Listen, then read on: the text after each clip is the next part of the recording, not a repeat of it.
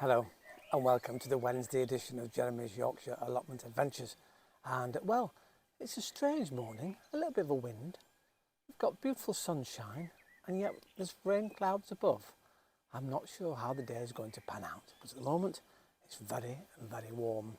And it's great sat here actually, because here I have lettuce coming, which is rather lovely.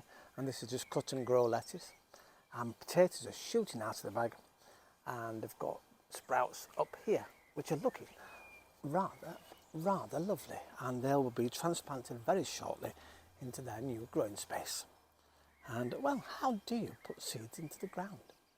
What tips and tricks can you use if you've no way to measure? Well, we're going to have a look at that today. And well, sit back, relax, you know the drill by now.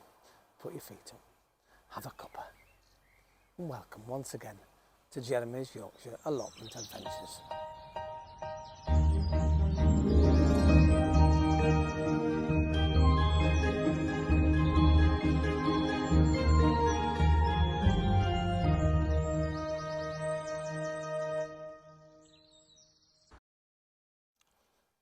Well, here I am. I've finally got into position, ready to sow some seeds, and I've got carrots to put in today. I've got some turnips. I've got some swede, and well, I've got some peas. Yes, I'm going to have a go at peas actually, so that'd be quite nice, won't it? Fingers crossed. Never been successful with them. I get one or two out, but not that many. There's lots of little bugs and flies around this morning here on the allotment. They're pottering around. Now, how do you make the seed bed? How do you know it's the correct depth? Well, here's a tip. You ready? A broom handle.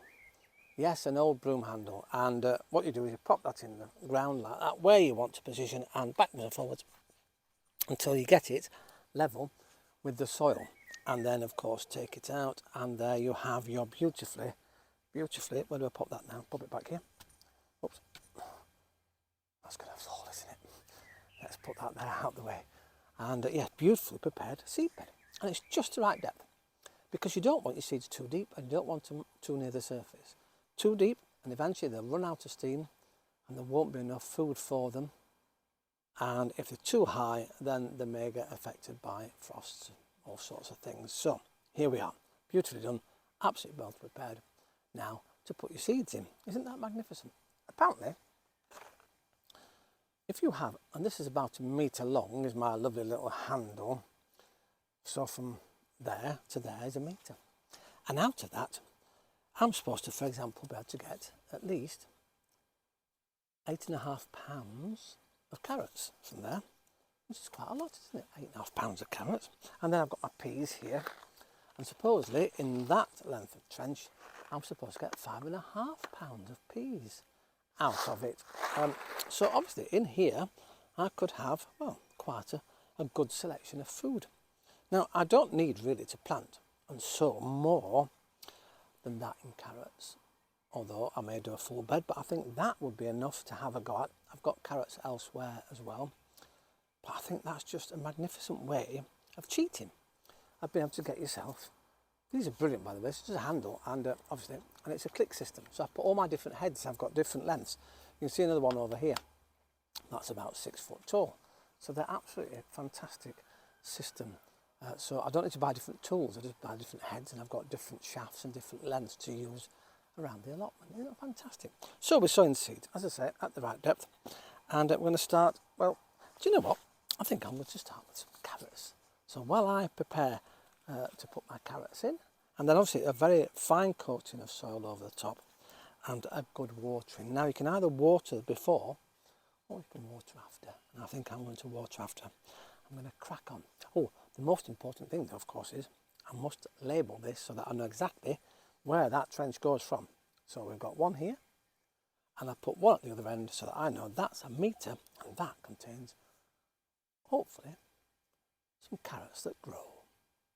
Brilliant. Before I go today, I'm just going to carry on talking a little bit about the seeds and why they have to be at the right depth. Because the seed here, which these are pea seeds, of course, and many different ways of doing them. A lot of people put them in water overnight just to make them swell up a bit before planting and sowing.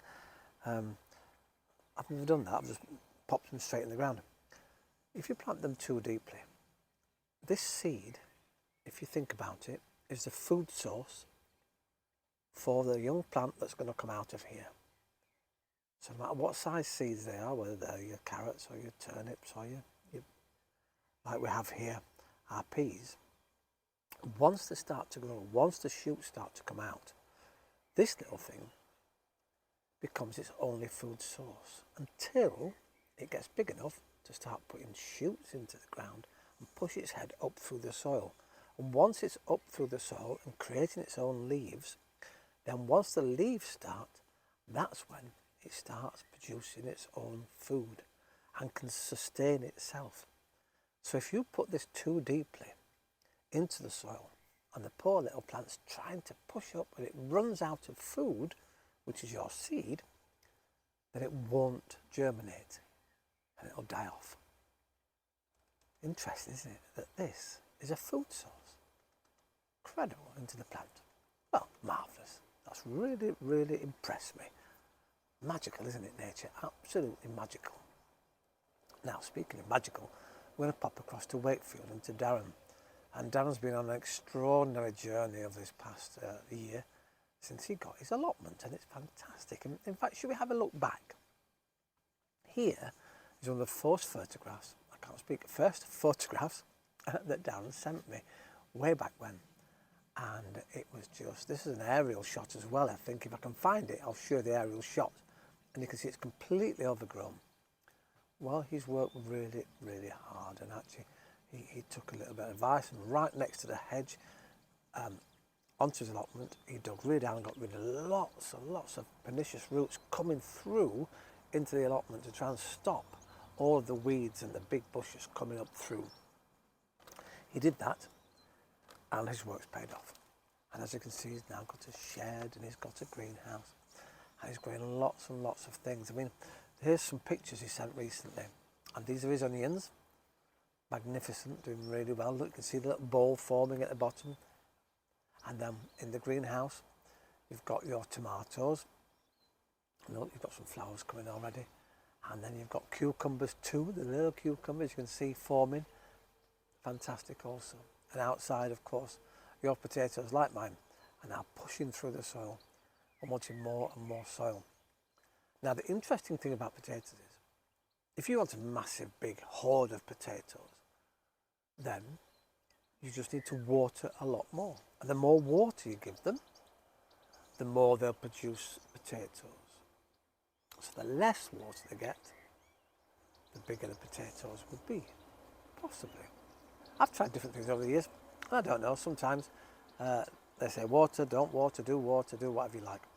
But yeah, it's a lovely happening season though, isn't it? Things are finally starting to work. It's interesting, I've got my French tarragon here, and I've got about 6 of these pots, and well, they are slowly now starting to put new leaves out. I panicked at first, got a bit worried about them because they weren't sticking out leaves, but they are. We've got some nice, lovely green shoots coming.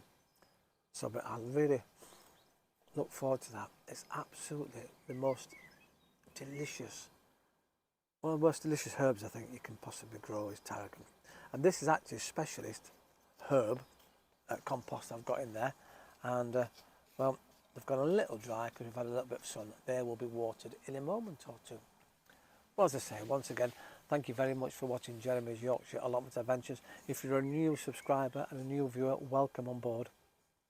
As many people know, if you do watch again, get your cuppa on the go before you press the play button, and we can all sit back, we can relax, have a cuppa and enjoy the shows. Once again, thanks for watching on Wednesday, and I'll see you at the weekend.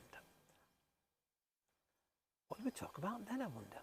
Well, between you and me, I've just been and got some more netting, so that's exciting. Well, possibly not. I'll see you next time here on Jeremy's Yorkshire Allotment Adventures. Ta-ra for now.